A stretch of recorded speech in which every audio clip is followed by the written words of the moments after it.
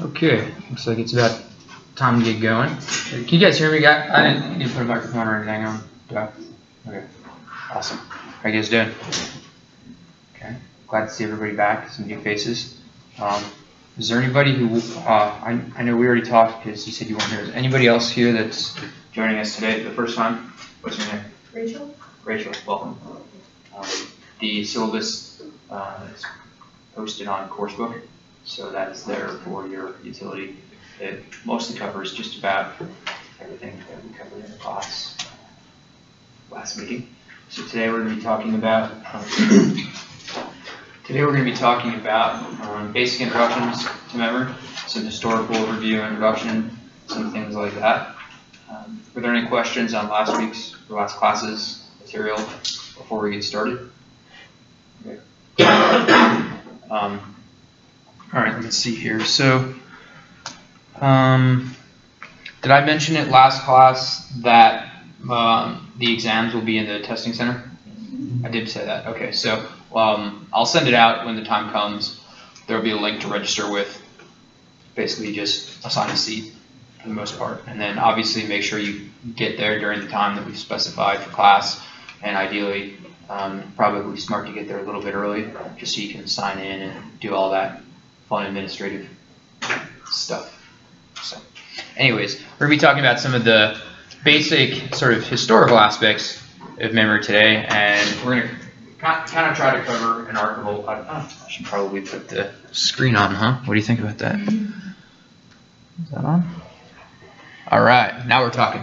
All right, fundamental concepts and historical foundation. So for the people who weren't here before, we're going to use this text as a base for the class, and we're going to deviate from it in sometimes some trivial ways, otherwise some substantial ways. But today we're going to follow the basic arc of Chapter 1, and we'll introduce some of the concepts and ideas that memory researchers and enthusiasts have been operating with for quite some time. So the basic idea here is that we're going to try to introduce why is learning and memory significant, identify some of the key concepts that are at hand that will be recurrent through the class as well, and then sort of delineate some of the different approaches that are used to study memory, both historically and in the modern age, because they tend to converge in some regards. So it's really good and really useful to have an appreciation for the different ways that people have come about asking these key questions about memory, namely a psychological approach and a neuropsychological or biological approach. So basically a question of the brain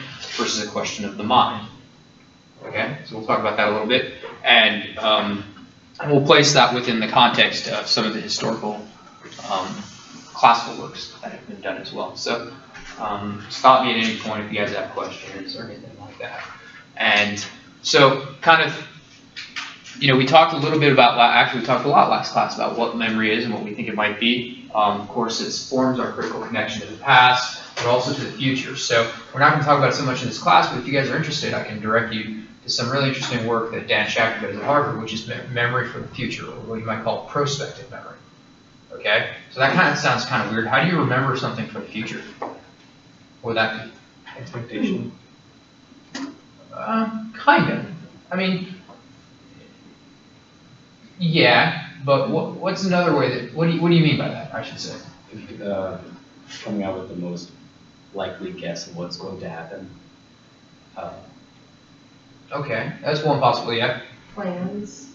Plans? Like, what do you mean by that? Like, if you're going to go run with the Bulls next week, you'll remember that you're about to go do that. Yeah, okay, so prospective planning, so yeah. I'm probably observing patterns and predicting them in the future.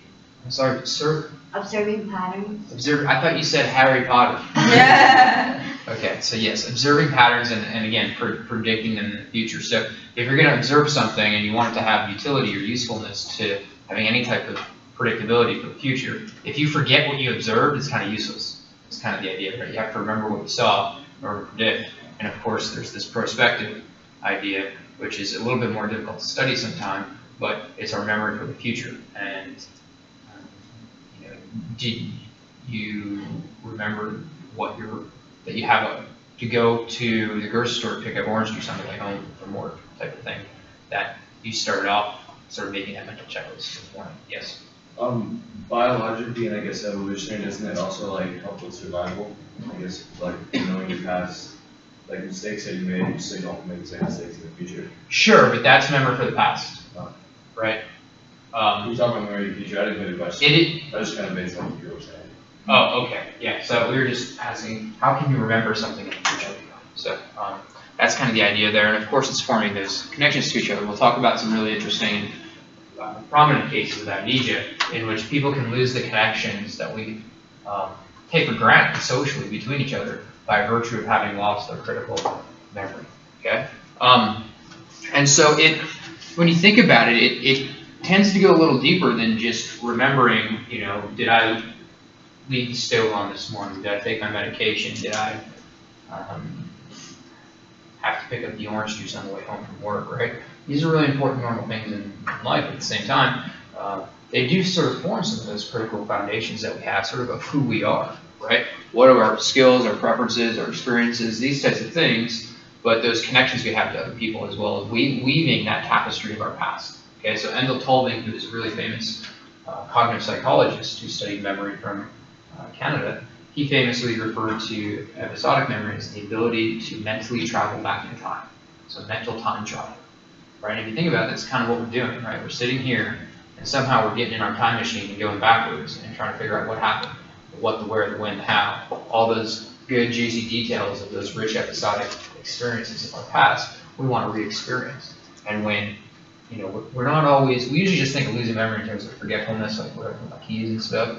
But if you think about clinical cases where people might remember more permanently, we can start to identify, and we'll see as we talk more about the clinical cases in the class, that those connections between ourselves start to become frayed a little bit, and it can be pretty damaging. So it's actually, I would humbly submit, memory's a really, really more important aspect of our lives than a lot of times we give it credit for.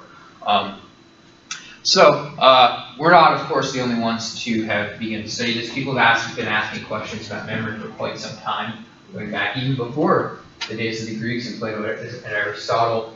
There was this idea that memory was sort of like a wax tablet. Okay, so it was sort of like wax, and then when we're too young, when we're very young, it's too loose, so we don't remember much, and then it gets very hard and aged, and it gets sick. So not all of these ideas are always correct, but just kind of introducing the historical scope. People have been asking these questions with interest for quite some time. Fast forward a little bit to, I think, in the years 300, St. Augustine famously wrote a lot about, well, he famously wrote a lot about a lot of things. One of them was memory. He was very interested in recollection and those types of things. And these types of questions, of course, haven't gone away. People have continued asking them through the Middle Ages. Descartes was famously interested in non-conscious memory. Okay, that's memory that we seem to be able to demonstrate an ability to remember something from the past, even though we say we cannot remember. Okay, so it's kind of a weird way of thinking about things, but we'll talk a lot about non-conscious memory and implicit memory as we get a little bit more deeper into the class. But Descartes was one of the first people to propose that when you learn something, it never leaves, and it's with you the rest of your life. You just have trouble retrieving it. So it goes back to that non-conscious memory idea. Okay, so we fast forward a little bit into the 19th century, and we'll circle back to this towards the end of the class when we talk about people referring to this as sort of the golden age of memory research, because a lot of the principles that were worked on and developed during this period of time are principles that are still very much deeply seated in the field now and guiding a lot of the fundamental theoretical directions of the work. And so it really helped to establish this emerging field of the scientific study of psychology and neurobiology for memory. Okay, so when I say the scientific study, of course we're talking about experimental control manipulations and controlled experimental settings, as opposed to the way that we said a moment ago, people have been thinking and talking about memory for thousands of years. Okay, so we're talking about more in terms of the science. Why is it more useful to be able to use science to gain leverage on some of these questions as opposed to philosophy? They're facts. I'm sorry? They're facts. Are they? So you said they're facts. They can be. They can be. But are they? It can be Not exactly. Not if they can be. They also cannot be. Sure. Right? So, and you'll find that one of the things I try to take seriously is my job I want to make sure that when we're done with the class, that we have a really good understanding of things, and so I get kind of like nerdy on using the right words on stuff, because I want to help people to be able to walk away from the class and not accidentally say the wrong stuff in conversation that'll make them look foolish to other experts or something like that. And so we'll work. You'll see me work on semantics and stuff in the class, but I feel it's my job. So we'll work on this stuff to make sure we get it right. Yes? It can be studied versus philosophy. Okay, so well, people study philosophy. And you guys have philosophy friends, majors here? Do they not study? Well, studied as in like in a lab setting. Experimentally. Yeah. So science is different from philosophy because it does science. Guess you put it that way, yeah. Yes. You have control over it. Yes. Okay. Which is also the mark of good science, which is kind of the same thing. But I guess what I'm just trying to get at, right, is this idea that science is bringing something extra to the table here, rather than just thinking about something, right, and postulating. And there's a lot of good that can come from philosophy and postulating and thinking, right? In fact, it's the critical first stage in science. You really have to think about what it is that we're trying to study. What do we want to make sure that we don't study? So what do I mean by that is, what do we want to make sure that we rule out, that we don't accidentally include in the experiment, right? That could then otherwise explain the results, and then we have nothing that we could say at the end about what we really want to study. It allows us to move forward from that important thinking stage into designing experiments where we can control factors. If we can control and manipulate factors, then we can begin to get some leverage in understanding relationships between these variables, which can lead us to what we think are the facts. Right? Now, of course, a lot of people in pop culture, we think that science is all facts. And in fact, they're facts in the sense that they are things that we might have observed, but that doesn't always mean that they are correct, which usually is what people mean when we say facts. We mean correct things. Right? Now, we talked a little bit about this last class, which is what I think is really exciting about the field and about science in general, is that so much of what we know is ripe to be refuted, which means it cannot be a fact. Right? So science is what we observe. A lot of these things are the observations we're making. Oftentimes they can be factual, other times we make mistakes, or we just interpret our observations to mean something different, which is fine. Einstein gained popularity because he proved some theory that was dominant before him to be slightly incorrect, if not majorly incorrect, and this is how all science progresses. That's why it's really cool. So, anyways, the idea is that this establishment of the scientific study of memory through psychology and neurobiology permitted us to get some leverage and be able to identify what are the factors at hand in understanding and driving people's behavior and memory. So some of the arc of history that we'll talk about, we'll talk a little bit about William James, typically thought of as sort of the father of modern psychology. He was a professor at Harvard, and he published a handful of books. So often, I have a couple friends of mine are very, very, very good attention researchers. So I always hear about William James in the context of attention, because sometimes that's his calling card. He's very, very good in work of attention, but sometimes it's underappreciated that he actually did a lot of work on memory as well. So we'll talk a little bit about him as we move along.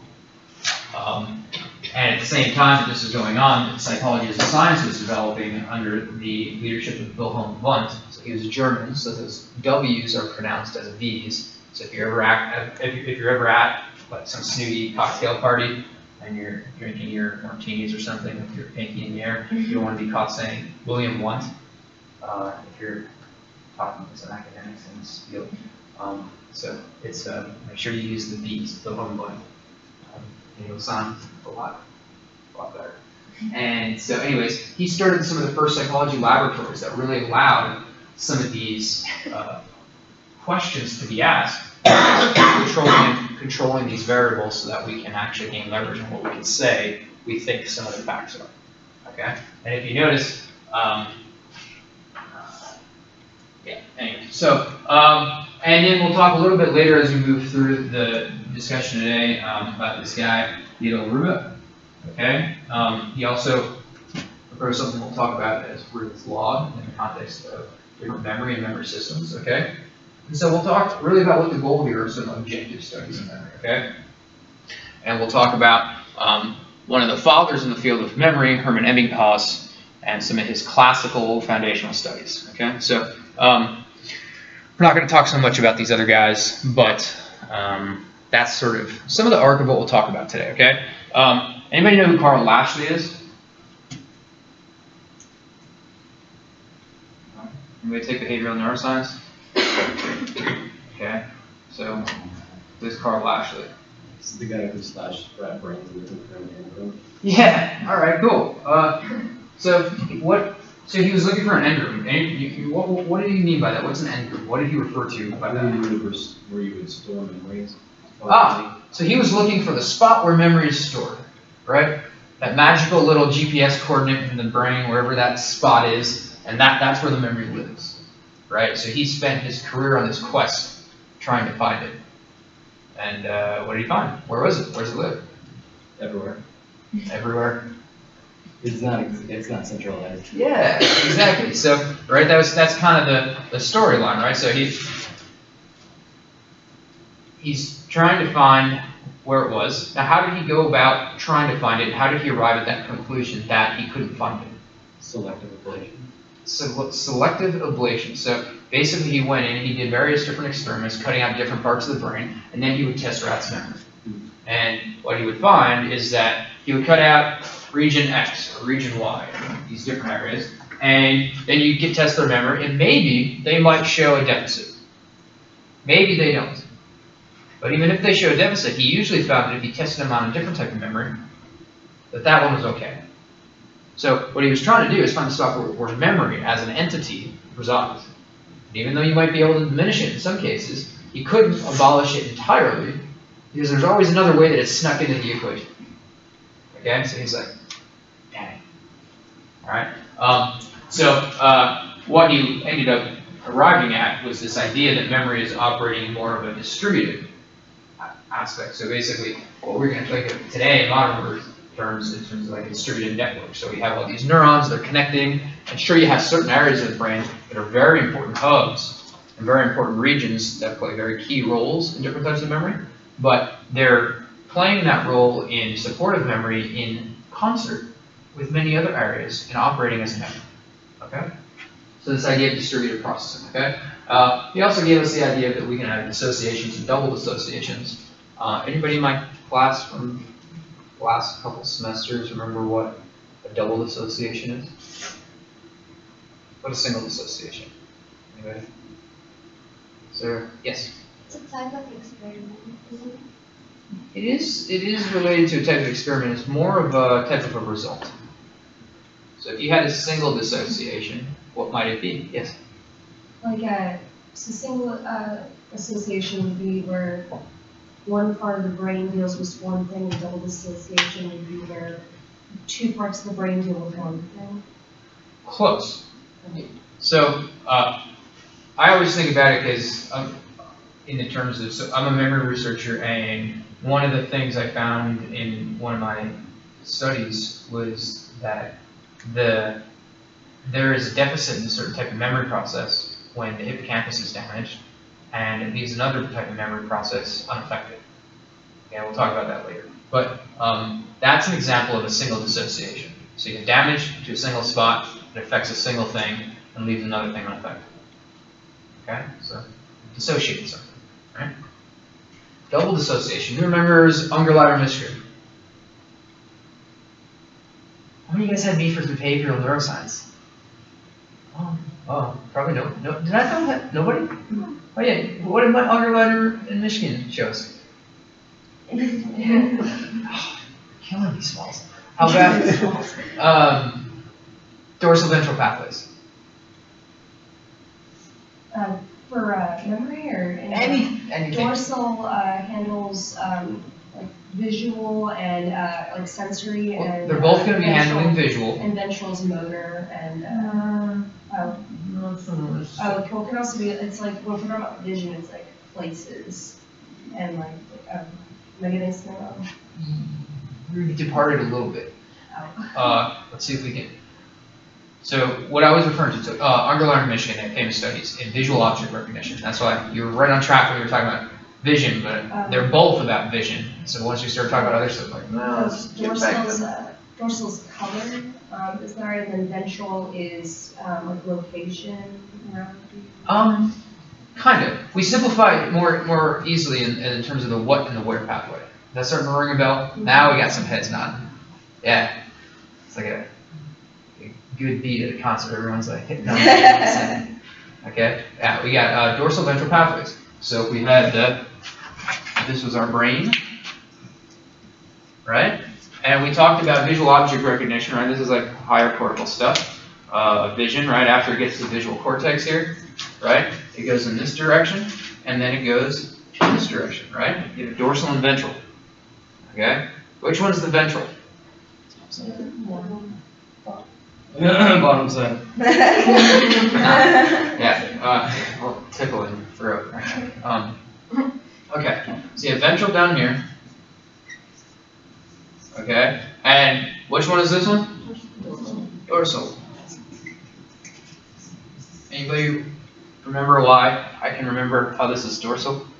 I was thinking dorsal fin. Yes, dorsal fin. You guys are probably too young to remember the Ace Ventura movies. You guys remember those? Yeah, so you remember when Snowflake was stolen in the movie, Dolphin?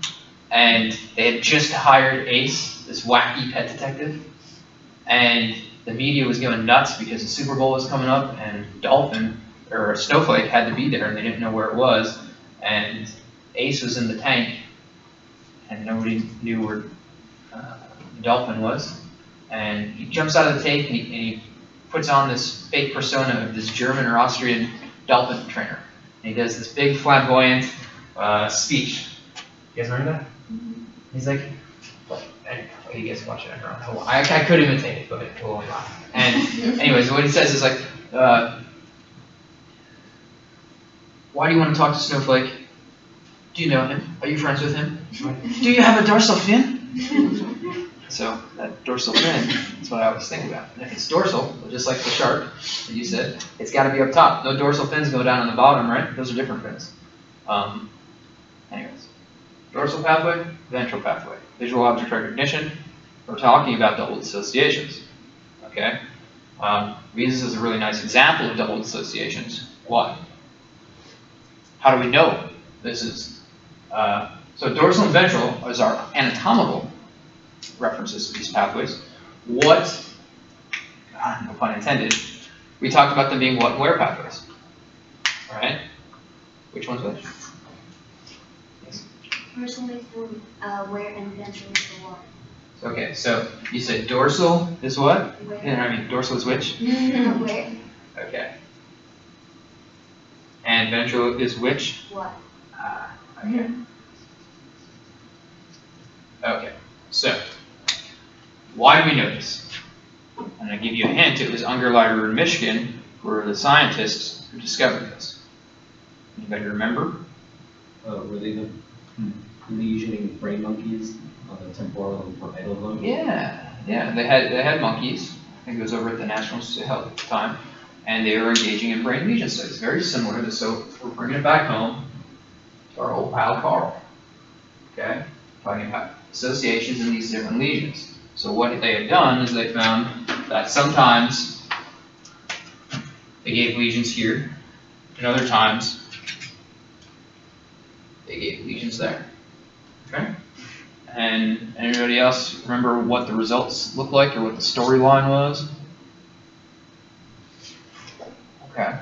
So it turns out that if you lesioned this part of the brain, that the monkeys exhibited deficits in knowing the type of information about sort of what certain objects were, but they had no deficits in remembering where the item was on a particular experimental plate. Basically, we're talking about M&Ms and shapes, so you get a reward of an M&M underneath a certain shape, a star, a triangle, a circle, what have you. These are monkeys, they're not super complicated. So, but they do look really like the M&Ms, so they're really motivated to learn to remember this stuff. And however, if they lesion this part, okay, they couldn't remember sort of where something was, but they could still remember what And so the point of the little tangent was to be able to show that we can have this double dissociation shown graphically. Okay, everybody knows and loves bar charts, right? Okay, and what we can do is we can say that, I don't know, we'll call this temporal, parietal. Okay, and so the temporal is basically our ventral pathway. Okay, and so they're going to be very good at the what? They're going to be impaired, or excuse me, they're wrong. They're going to be impaired in the what, but they're going to be okay in the where. Now here, the parietal lesions are going to be impaired in the where, but perfectly okay in the what. All right. So I know that might sound like wonky philosophy, like there are the whats and the wheres and the some weird logic study. You guys have all had behavioral, so you know at least the context of that which we're referring to here. So what we have here is a double association. One area really cares about one thing, but not another. And another area really cares about that other thing, but not the first thing. Which is very different than a single dissociation, which is just one area cares about one thing. When you lesion the hippocampus, recollection becomes deficient. That's a single dissociation. Double dissociations are here. One area really likes something and doesn't give a hoot about something else. A different area can be dissociated as being completely opposite because it shows the opposite pattern. Make sense? That's all. Okay, so we get these ideas moving forward in the science of psychology, and so this is sort of kind of Carl's work. And we'll talk about some different kinds of memory. Okay, so William James gave us the idea that there might be different types of memory called primary and proper memory. All right, we'll get to that. We'll talk a little bit about classical conditions that Ivan Pavlov gave us, and a little bit about behaviorism, Thorndike, Hall, and those things that we might otherwise think of as Watson and those types of things. So basically, stimulus-response relationships and reinforcement and punishment. Okay. Not going to have so much time to talk about Coleman and Kohler, so we'll ignore that. We're not going to talk about Scoville and Milner today, but we will later on in the class. Anybody remember Scoville and Milner? You guys all had behavioral, right? Okay. Anybody have behavioral neuroscience with me? Nobody. Okay. You did? Yeah. Which semester? I forget. It was probably like 3, it wasn't. Okay, so yeah, fall of 15. It was, I think, your first time. Yeah, okay, cool. So, who is the most famous brain patient of all time? Who's my favorite guy?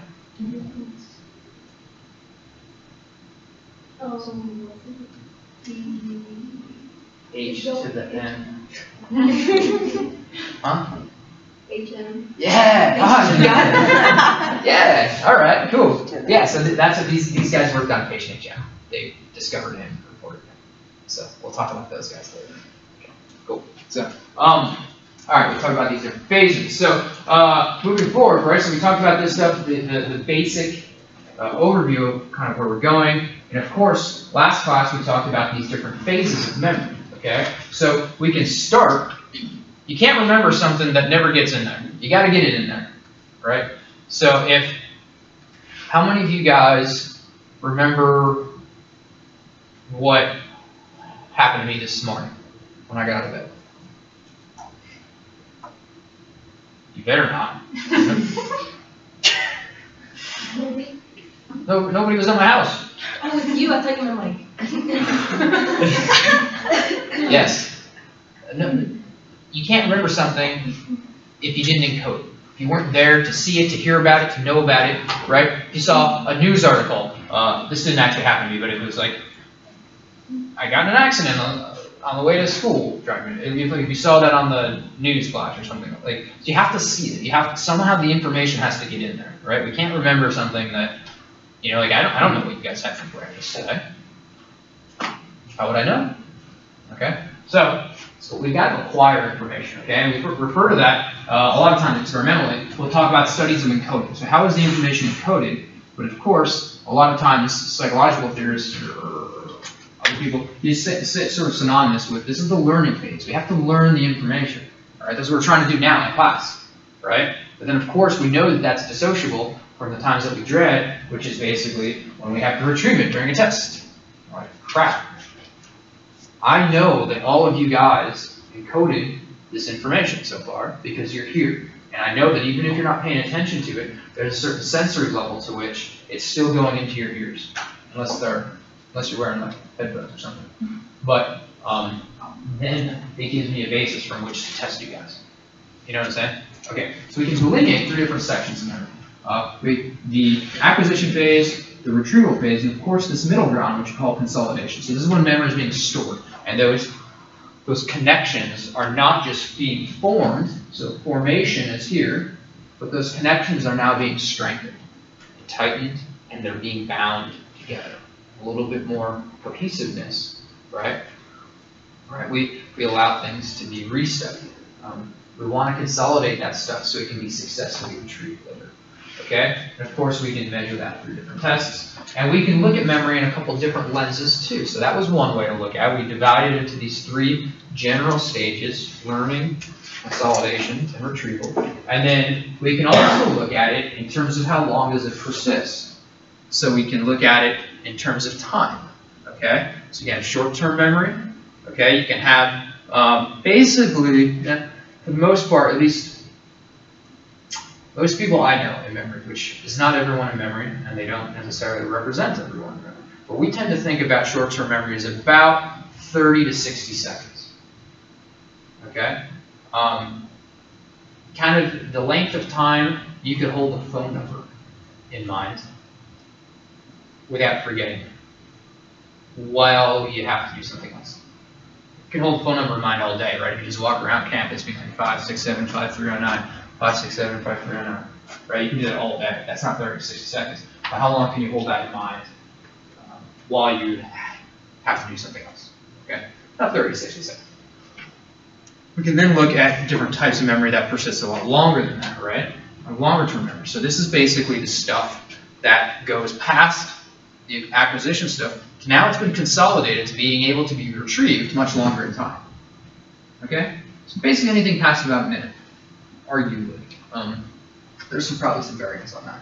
But we have that long-term memory, and of course, unfortunately, because we learned this Monday, that most of us here aren't perfect, right? Because we forget stuff. So sooner or later, our long-term memory, right, we do forget stuff that comes in here, but yet, and what I can tell you, unfortunately, is you probably forget most of what we learn in college. Not all of it, that's why we're here, we hope to retrain a lot of it, but it will probably happen. But, I said most, not all. There's some stuff that we learn that persists through the arc of time, right? And you guys remember how to do long division?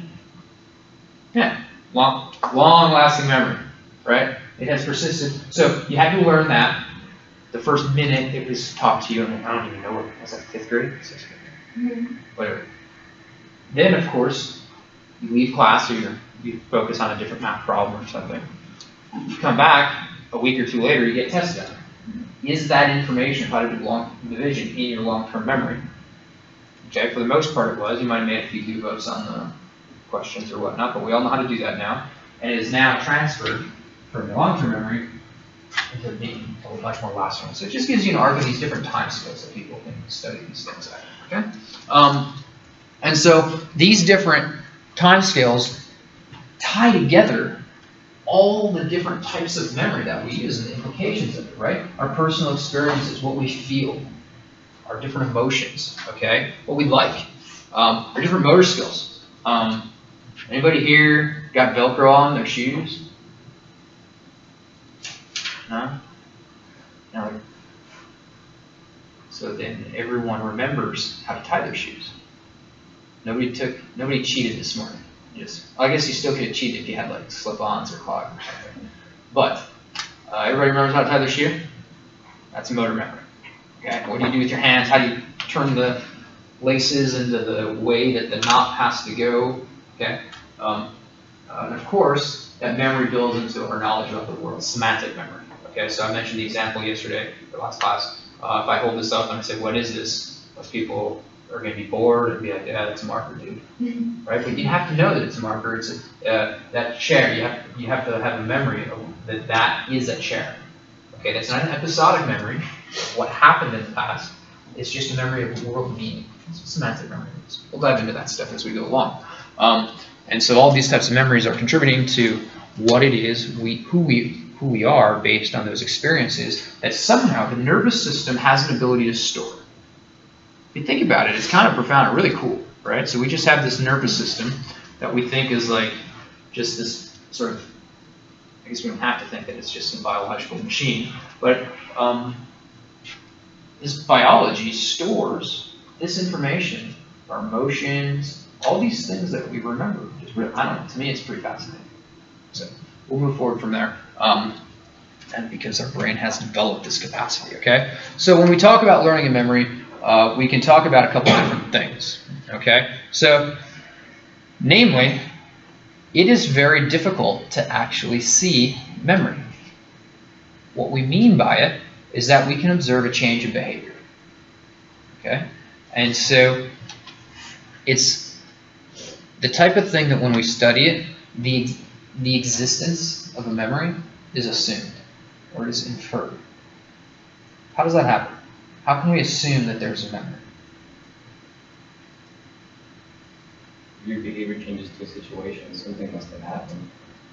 Well, okay. So he said if your behavior changes in a situation, something must have happened. Something must have happened is one hypothesis. It could have also just been random chance. Sure. Okay, but that's good. That gives us leverage. So we can start testing this and see what's the probability that this change was due to random chance. That's basically what a t-test is going to give you in a p-value, which is like the magic p less than 0.05 number. All right, it's giving you the information of what's the probability that this observation of this change was due to random chance or not. We want it to be a low probability that it was due to random chance. That's why our p-value is low. Okay. So the idea is that our behavior can be shaped by our past experiences, and of course we can think about that anecdotally because we want our children to learn from experience. We want our significant others to learn from experience, right? We get frustrated when they don't, and you go to your kids and you're like, we just talked about why do you keep doing the same thing over and over again? Why can't you just learn not to do that, whatever it is that you're bothered by or that we're doing wrong, right? We expect there to be a modification of behavior. And we can observe that psychologically and say, what do we think that change in behavior was due to? Which factor? Okay, so we'll get into that a little bit. Okay, so the idea here that Larry Squire gave us is that learning is the process of acquiring these representations of new information. Okay, so here we're talking about the encoding stage of memory. All right, we're coming back to a more operational definition of that delineation between encoding and retrieval. And that can be contrasted with memory, which is actually referring to whether or not that new information persists in a state that can be revealed later in time. Okay, so just can you learn it, but then can you do it later? Okay? And so we'll talk a lot about that stuff. Now, we talked some of that in terms of the psychological goals, but neurobiologists also want to ask some additional questions. Okay? So this was initially one long sentence, and I split it up on purpose because it's wonky and thick. And if I just read it off and I said, neurobiologists understand how the brain acquires, stores, maintains representations of experience in a persistent state that permits the information contained in the representation to be retrieved and influence behavior. You guys ready to be tested on that? No, that's a lot, right? Okay, cool. So let's just start one piece at a time. They're interested in how the brain is acquiring, storing, and maintaining certain pieces of information. Okay, so we just talked about that. That's just learning and coding, right? It's got to persist later, okay, to be retrievable. So we talked about that. Okay, and when it persists, it allows that information that was initially learned, again, to be retrieved later and to change the ultimate behavior. Okay, sometimes that behavior can be evident by literally somebody moving in a different spot or pressing a different button in an experiment. Other times, we've sort of extended that to neural measures of memory, and you can see changes in neuron responses or neural network responses as a function of that prior experience. Okay? So if, well, okay, so we're kind of going to take this approach of how the psychological and the neurobiological frameworks are going to converge in how they want to do this. The psychologists, what they want to do, right, is we want to be able to obtain a set of principles experimentally that we can use that describe how variation or changes in our experience influences our behavior. Okay, so again, we're thinking about this like scientists, and so if what we're interested in is changes in behavior, what we're then have to be interested in is we want to know, well, why are those changes in behavior happening? Okay, so if we want to know why changes in behavior are happening, it's really important to have an understanding of the factors that are accounting for the variance in that behavior. You guys know what I mean by variance? Things that can change. Yeah, so different levels of it. Okay, so it's kind of like if you're sitting down at a table in Vegas, you want to know the factors that account for variance in probabilities of your chances of winning. Right? Some factors are going to create a lot of variance. If the building's on fire, you're probably not going to win because you're going to have to leave for a fire drill. Okay, if the dealer on the blackjack table is a male, it's probably going to contribute very little variance to your ability to win or lose because gender's not going to make a difference. The gender of the dealer doesn't matter. So you have these different factors that can vary in smaller or larger amounts, but we want to know what those factors are that account for that behavior. That's all. Just like we want to do if you're gambling or anything like that. Okay? And of course, we want to use that in order to then, so if we can identify what the factors are that lead to changes in behavior, then what we want to do from that, in fact, what we need to do from that, is to use that information to provide a viable theoretical account that can explain the facts that we're observing. Right? So a viable theoretical account is hypotheses that are testable and that are falsifiable. If you can't falsify it, it's a crappy idea. Okay, what do we mean by falsify?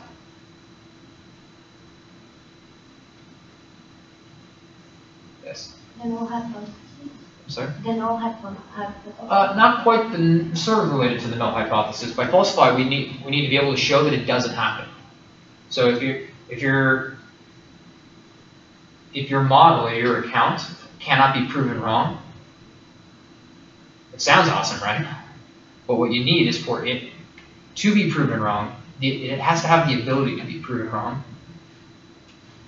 The example I use in other classes is, what if I told you that on my front lawn lives a colony of little green Martians? What would you say? Yeah, awesome. Would you like to see him? Sure. Maybe. What if you didn't believe me? Well, I've never seen them. No, if you didn't believe me, you'd say, I'd like to see that. them, Yeah, you need to have like doubting Thomas here. Be like, all right, show me proof, right? Say, okay, well, they're at the house, so go over to the front lawn, come on over, and you won't see them. So you've attempted to falsify that hypothesis, but instead, I say no. They only come out at night. Sorry, you came over during the day. The hypothesis is no longer falsifiable. You see what I'm saying? And I'm like, well, so you hang out at night. You grab a beer, you come back, and you're like, I'm looking for the little green Martian guys. I'm like, no. They only are visible to me. They get scared, they get a little nervous when visitors come over and things like that. You know what I mean? So what we have here is a hypothesis that can't be falsified because there's always something else that's accounting for why not. So a given hypothesis can be falsified. It can also be tested, and we want to use those accounts in order to have that. So that's our framework here. So we'll move forward a little bit, talking about this guy, Ebbinghaus. We introduced him a few slides ago as one of the forefathers of the modern study of memory, and he was sort of a giant in the field in that regard. So one of the reasons why is because he led the development of some of the first and earliest scientific methods that were used for studying how memory operates, what are the factors that lead to memory and that can lead to memory's destruction, and for how we can assess the encoding and retrieval of these experiences under a controlled setting. Okay? So that's one of the key factors to a controlled setting. Okay, so this is good old Hermann Ebbinghaus here. And so one of the things that he reasoned was that if we're going to study pure memory, it requires a methodology that is able to distinguish the stuff we already know from the stuff that we're learning in the experiment, right? So what if I test you on a bunch of stuff today that you actually learned in behavioral neuroscience, and I give you a grade for the neurobiology of learning and memory to say this is how much you know in learning neurobiology of learning and memory. That's not a very good measure because it's not able to separate the stuff you learned in this class from the stuff you learned in another class, right? So when we have experiments, it's very difficult to study what did people remember about this information, because for the most part you're giving them information that they might have learned earlier in life. It's kind of a tricky hurdle to get over in certain capacities, okay? So he had a couple creative ideas and contributions. One of the things he did was he invented the nonsense syllable. So these syllables, like, I don't know, tur or nig, like stuff that we don't have as syllables in our typical language. And he reasoned that if he invents a bunch of these, he can use them as experimental stimuli to test people with in a naive sense. And he can get a pure measure of what they learned and remembered or forgot, because they probably haven't been exposed to these type of nonsensical syllables. Okay? So, if you need to remember Hermann Ebbinghaus and some of the contributions he made, the ways that he did it, you can start to retrieve that information by remembering that he invented the nonsense syllable. So one trick I use to remember that, who he was and what he did, is to think of him as the Dr. Evil. Why? Because I think, how do you invent a nonsense syllable? Right? It sounds to me like Dr. Evil's story when he said, my father would womanize, he would drink, he made outrageous claims like he invented the question mark. Okay, you guys remember the scene in the movie? Anyways, so, and then he says, sometimes he would accuse chestnuts of being lazy. The sort of general malaise that only the genius presents in the insane laments. My childhood was fairly typical. Okay, anyways, it's from Austin Powers movie. But he invented the question mark. Again, when I wanted to honestly, he invented the nonsense syllable. It makes me remember that, which makes me remember who he was and what he did. Okay? So we're making these connections here to be able to retrieve this stuff when you're stuck on a test and have to remember something. You can remember these extra elaborative details. We'll talk about that and the importance of that when we talk about the cognitive aspects of memory. Okay? These elaborative details. You can make these crazy stories, all these different connections that we want to make, because that is indeed actually the underlying aspect of memory, connections between these neurons and these ideas are really as well. Okay? So I'm not just throwing crazy stories out there, they're actually helped to crystallize certain aspects of remembering it. So Hermann did a couple things. He studied these nonsense syllables, and he varied certain experimental variables. So he varied how often was it repeated. Once, twice, 3 times. He also varied how long of the time there was between study and test. Okay? So we talked about the different times of memory. Okay? And so this is a very early and very preliminary sort of scientific controlled study how to do this. Okay? So one of the things we talked about in the first day of class was the importance of putting our cell phones away, so try to remember that. And we can talk about how that works. or not. But so one of the other things about Hermann Ebbinghaus was that he was his own subject. So we talked about scientifically, okay, that it's important to have control and manipulation of variables. This is not something we would do in a modern study. We wouldn't do that in a normal sense. We wouldn't have ourselves in our studies. So you're in Dr. Thompson's lab, correct? Are you still in Dr. McIntyre's lab? Would you guys use yourself as a research participant? You would? Not what I do, but I have my own project, so. Would you be a participant in your own project? Oh. No, of course not. Okay, so he did. But anyways, it was we didn't have a lot else going on, so he still brought some interesting insight. We just couldn't do it today.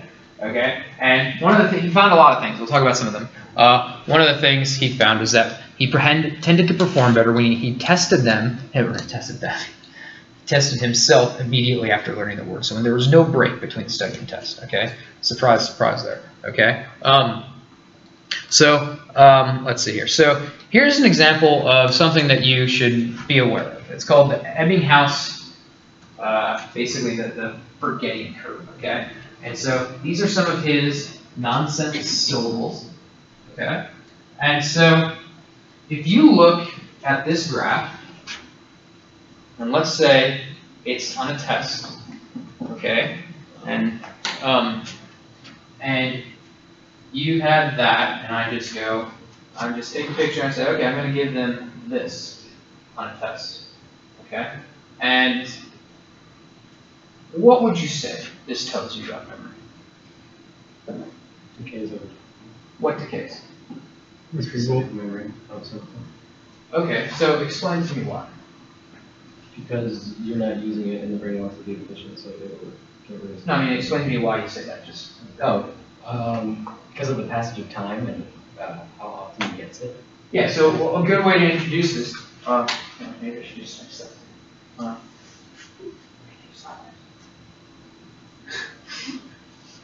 You want me to text you the slide? Are you good? You want me to text it to you? Your water. Okay. What's your name? I'll just play. So, easy way to introduce it is if you have it on a quiz or a test, something like that, you have to explain why. Start with the axes. Okay, so it just explains what we have here, what are we looking at, what are we measuring. Okay, we're looking at memory, percent recall.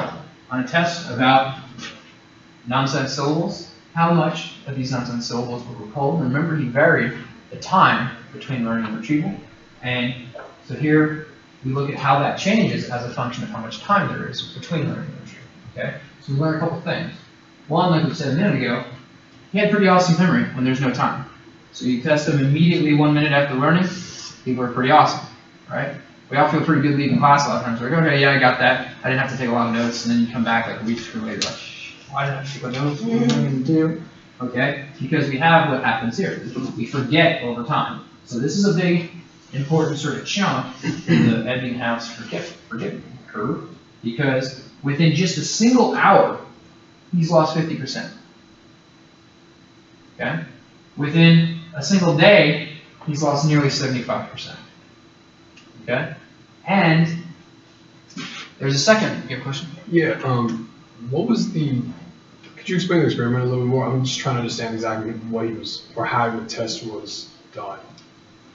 Yeah, it was basically like he studied these lists of nonsense syllables, and then he just measured how many of them he could recall. Okay, so it was just that simple. Yeah, I mean, this was 1880. What was the number I had up here? 18 something. Did I have a number up here? 1887 or something, I think. Yeah, it was fairly rudimentary. But it was really useful, and it was accurate in the sense that it shows this typical forgetting curve. It's very common, and the last part to note about this isn't the first awesome part of memory. The middle part, which is when memory just completely drops out, right? But then what happens here is it stabilizes over time, okay? And there are things that are remembered, even a month later. Okay, so it tells us Kind of three things. And so that's kind of where we kind of answer these questions, right? Where is forgetting happening on the graph? Where? From the minute to the hour. Yeah. Forgetting is happening here. And where is memory? After 1 day. Anywhere else? I guess the whole day. The whole chart is memory. I mean, yeah, you're right. But yeah, I would say it's textbook-wise, like canonically, like we have this long-term persisting memories that persist, and of course we have really good ones. They do remember that is memory. That's like glass half full, glass half empty. They've totally forgot there, but yeah, they remember too. So okay, so we have that. What are the independent variables and dependent variables that were used here? Dependent would be words he used, how much time it took him to, how much time passed before the test.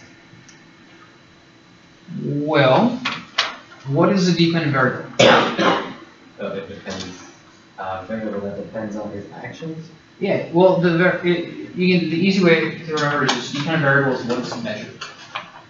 Independent variable is what is varied. Yes. The independent variable was the words that they were trying to remember, and the dependent variable was the amount of time, like the intervals. So they were varying the time. Oh, it's backwards. That's okay. It's cool. I was just nudging a little bit. So yeah, right on track, just opposite.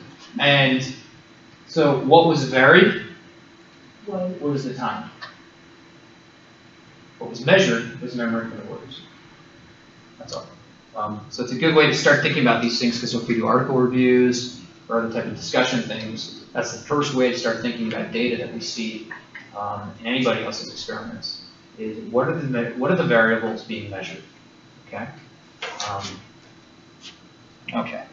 So we've covered that, and this is I always try to add some other flavor to it to help us remember. Forgetting curve, it's kind of like a curve ball in baseball. So the curve comes down. If you have to ever reproduce it or draw it, you can think of like the ball coming in, curving across the plate, okay, for a strikeout.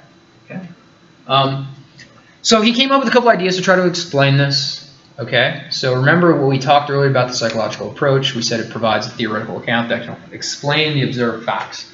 Okay. So there's two possibilities that were reasoned that could account for this. One is that maybe memory is operating as a single memory trace, and we see this forgetting curve. But there's also a possibility, so we'll call this like a single process of memory. Then there could be two dual processes of memory, because this shape back here, remember we said that we have to take these step forward and now provide a viable account. Okay, so you make this observation. What do we know that account for? Well, it turns out there's a couple ways that we can account for it. One is that it is what it is. There's a single trace of memory. But it's also possible that there can be two traces of memory, two different types of memory, right? A very short-term memory and then a very long-term memory. When they are operating and you just measure them in a coarse way, you're not going to delineate these two, and they're going to average kind of look like that. Okay, so there's two different possibilities. We have this monotonic decay over time that could be operating. There could also be these two individual dissociable traces that decay at different rates. Okay, so it's just an example of how we can take these observations forward into theories, and then we can test them and observe them. Okay, and we're also going to ask what might be some biological mechanisms that could account and underlie each of these. Anybody have ideas?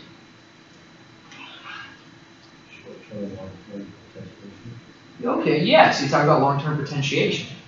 Okay, so we will talk forward later on as the class moves along about different types of biological accounts that could provide some support for these different types of views. Okay, and so in both of these situations, we have hypotheses being put forth, trying to account for what it was that we were able to observe. Okay, and this is one of the hallmarks of this approach, is that usually we have this single method that's used to collect data and test theory. So, because a lot of times in the traditional psychology, they only had a single method available at the time. And it was very difficult to integrate methods that we now have as commonplace and sometimes simply required for our studies. We have to integrate multiple methods. We'll talk about how that kind of moves forward, okay? So in that psychological sort of approach, as a framework, you take our experience, somehow something happens, there's this sort of box, and it produces behavior, okay? So they don't actually manipulate or measure the brain processes, which are distinct from the neurobiological approaches, okay, that we will also start to talk about, where not only is the brain actually manipulated, but the responses are actually measured as well, okay, because they're not looking at just this box that integrates experience into our behavior, but now we can start breaking it down into its constituent parts, the systems that are built by the synapses that connect the different molecules, okay?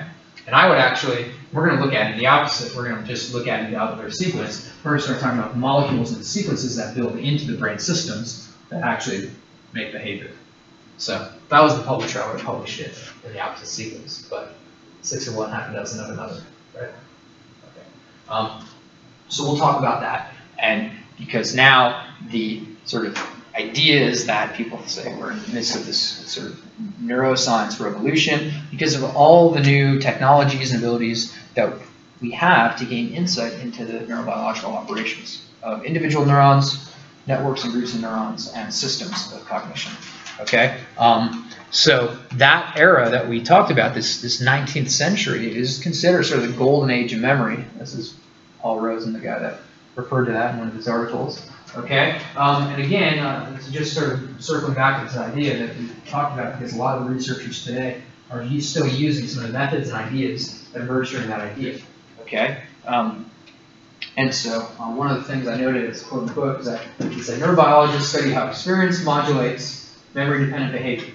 But if we already defined memory as changes in behavior, then it's sort of circular. I have to point that out. A little circular there, but that's okay. So let's talk a little bit more about some of these golden age foundational things. So Ribbett proposed that we could study the pathology of the brain to provide some really good insights. Okay, and so basically he said after there's an injury or something like that, it seemed that memory is following this sort of orderly temporal progression. Okay, and so these memories were basically thought to be lost first, followed by or the recent memories, like the ones that we looked at in the very first few minutes of the Ebbinghaus study.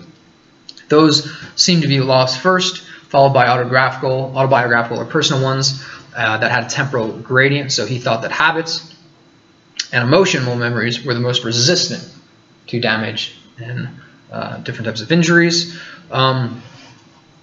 And so that's kind of what he was putting forward, was that there's a different time scale of loss. And after that there's an injury, we lose these ones first, these next, and these last. Okay? If you saw these observations and you came to that conclusion in your medical office or laboratory, would it make you deduce anything about what it is that memory operates as? I agree with that. I'm sorry? That memory what? That memory operates as.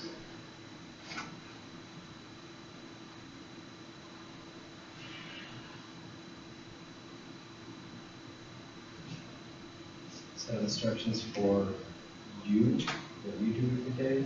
Well, that might be something, but remember we talked about different ideas and different possible traces. Okay, we can take this forward now. And one possibility is that it suggests that there's different memory systems. It's a broad theme that we'll revisit throughout the course. So there might be different systems that underlie different types of memory. And one way that we can know that is by dissociation. So if you have damage to one brain area, like H to the M, okay, and it leaves a certain type of memory perfectly fine and another type of memory totally knocked out, it suggests that those systems might be different. Okay? So it's an early insight towards that end. Okay? And so this is that sort of time progression idea. Okay? This is sort of the so-called Ribbett's law. Okay? And we'll talk about this in later parts of the book. But old memories seem to be more resistant to disease disruption than new ones. So what we're looking at in this graph is the age, how long was the memory acquired versus how likely is it to be disrupted, okay? And so this is actually the resistance to that disruption. So a higher score means you're going to be more likely to keep it after injury. So what we're seeing is that sort of linear long-term relationship, that the newer the memory is, the more likely it might be disrupted by an account of injury or disease. Okay, so that was something that Ribbit put forward. Okay, and we talked a little bit about last class about Sergei Korsakov. Okay, so we have about 10 minutes here. I'm gonna pick up the pace a little bit because we're a little bit behind where I thought it would be. But remember we talked about Korsakov last week? Last class. I'm always going to say last week. I'm just heads up. It's just a bad habit. And he was a Russian physician. We talked about his insights into the memory systems for non-conscious memory. He had that little pin that he stuck in his hand and he would shake the hand of the patients. Okay. And so he was able to characterize this type of amnesia and what we now call anterograde amnesia. So that's amnesia for new things after the injury. Okay, but they could remember things from the past. Okay, very similar to, if you guys recall, patient HM. Okay, and so one of the things that he really took forward was that there could be different accounts for why amnesia happens. So maybe amnesia, it could be due to either encoding failures or retrieval failures. Okay, and that's still sort of an open question. There's evidence for both. Okay, so people are still working on that. I work on patients with brain damage very similar to Korsakov's patients, and we still ask those questions about what does the amnestic deficit do to a failure of encoding or a failure to retrieve. Okay, so we talked about him earlier. I introduced William James earlier, that's sort of the father of modern psychology, and he has some very insightful components to memory as well. So he said things way ahead of his time to what people are still starting to work on now. So it gives you just this little tidbit of information that, like, all these times that we think that we're coming up with some new novel thing, or plasticity is all the rage, or all these exciting aspects of neuroscience, he was basically cooking up 100 years ago. Okay, we're just revisiting with a lot of the ideas that he put forward, such as that neuroactivity can deepen old paths or make new ones, right? Form new connections. Doesn't this sound real similar to LTP? Right? Pretty impressive when you think that he didn't have any of those tools or any of that piece of information. All right. So he was also very interested in emotional memories. He said an impression can be so exciting emotionally to almost leave a scar on the cerebral tissues. Right? Way ahead of his time.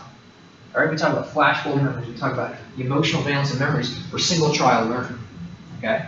So he was very much in tune with these things, and he was very in tune with what other types of memories, habit memories. He says even the smallest stroke of virtue or vice leaves its never so little scar. Even a little thing, he said, is not so little. He said the drunken Rip Van Winkle in Jefferson's play excused every little mistake he made by saying, "Oh, I won't count this time. I won't count it this time." But he said, James that is, he said, but among his nerve cells and the molecules, and that this is like the 1890s, by the way. He's talking about molecules and nerve cells. He's like, they're actually counting all the time. He's saying, "Oh, I won't count this time. I'll start training next week." No, he said, your cells, your biology is counting it and storing it up as a habit next time that temptation comes along. That's a profound insight. You know what I mean? So, he also said the stream of thought flows on, but most segments fall into the bottomless of oblivion. Of some, memory survives the instant of their passage, or no memory survives. So basically, we forget stuff immediately. But other times, we remember stuff for just a brief few moments, and other times, it leaves vestiges that last long periods of time that are indestructible. Okay? So he wanted to know, as a lot of us do, how do we account for those differences? Okay, so he proposed that memory emerges in different stages. Okay, there's different temporal sequencing. So you have short-lasting trace, then what we call the primary trace, and then he had the secondary trace. Okay, that enduring memory. Okay, so this is kind of a way to graphically represent. You have an initial sensory memory of the after image, you might think, and this is time down here. So when it happens, the experience, you remember it really, really well first, and then really quick it goes away. basic sensory information. This is not too different from how a lot of people conceptualize memory still. Okay, we can have this primary trace, and of course we have that longer-term trace. Okay, so we looked at graphs like this earlier in the class today, and they go back quite some time to some of these fathers in the field, William James.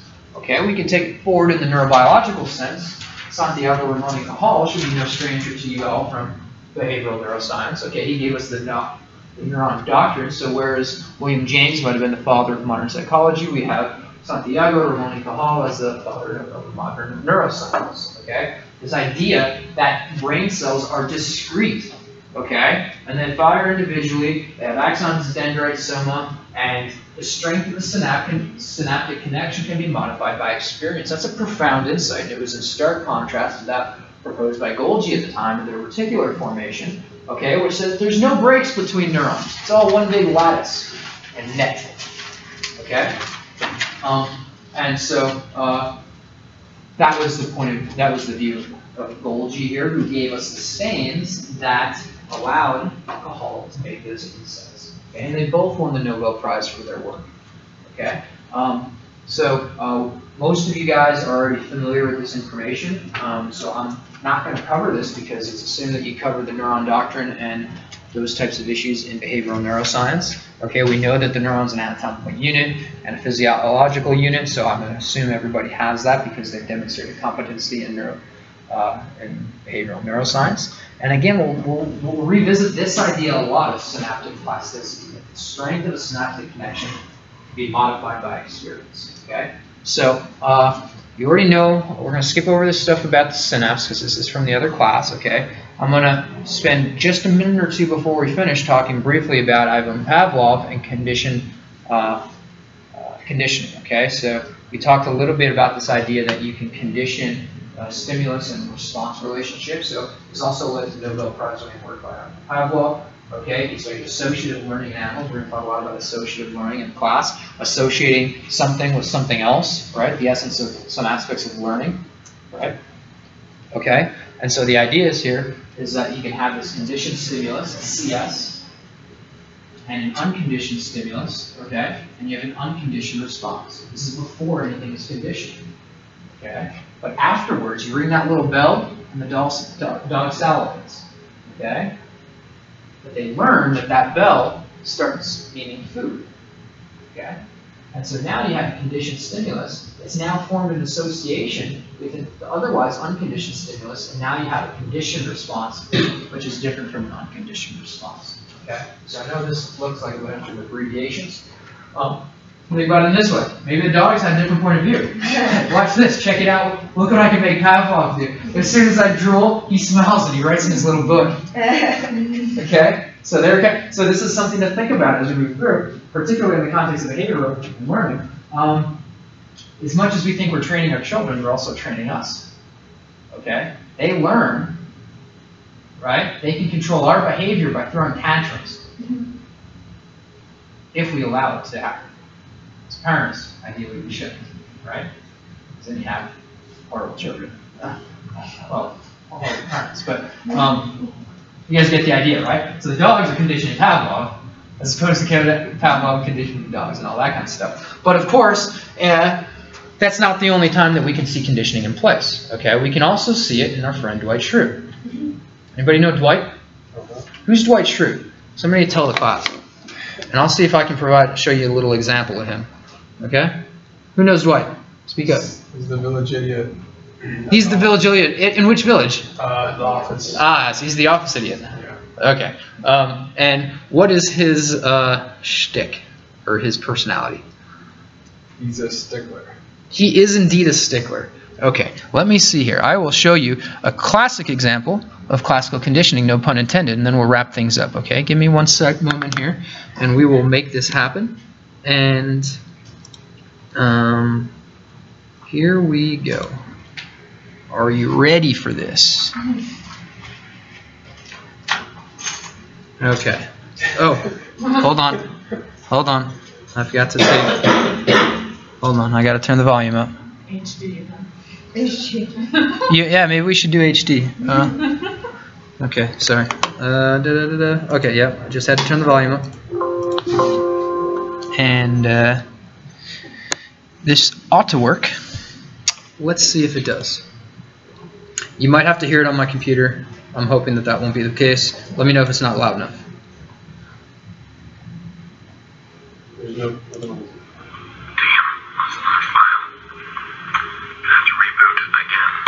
You guys hear that? What do you think? Gives him an Altoid. When he reboots his computer, the little Windows sound. In school, we learned about this scientist who trained dogs to salivate at the sound of a bell by feeding them whenever a bell rang. Oh, you guys can't hear this, can you? I'll post it to you later. So he's doing Pavlovian conditioning. So he's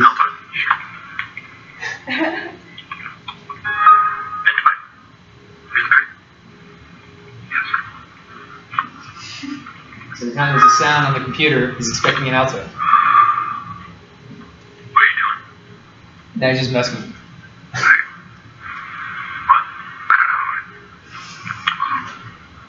My mouth tastes so bad all of a sudden.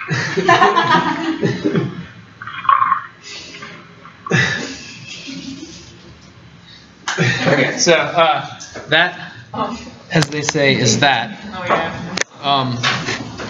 Maybe we'll get to operant conditioning next time, but you notice that his mouth, he trained him to operant conditioning. Are you finished? Yes.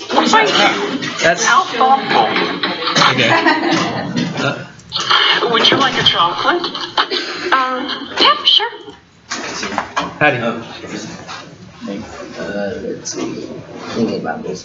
Oh, Canada. How many exams are we going to have this?